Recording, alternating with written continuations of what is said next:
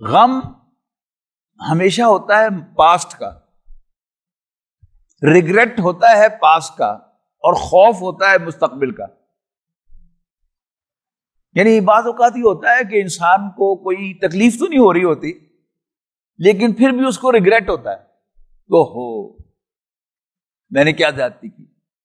تو اہل جنت سے جن کو اللہ تعالیٰ معاف کر دے گا، یہ بھی اللہ تعالیٰ کی جو مہربانی ہے اس کا ایک خاص آسپیکٹ ہے کہ ان کو سارا کا سارا جو ریمورس ہے ان کے دلوں میں، اس کو بھی اللہ تعالیٰ نکال دے گا۔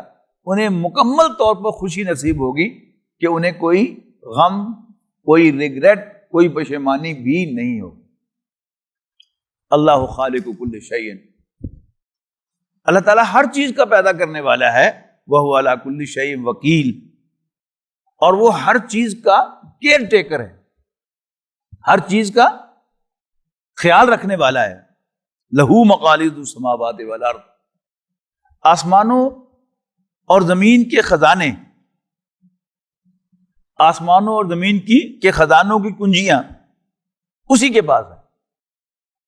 وَالَّذِينَ كَفَرُوا بِآيَاتِ اللَّهِ أُولَٰئِكَ هُمُ الْخَاسِرُونَ، اور وہ لوگ جو اللہ تعالیٰ کی آیات کا انکار کرتے ہیں وہی نقصان سے دوچار ہونے والے ہیں۔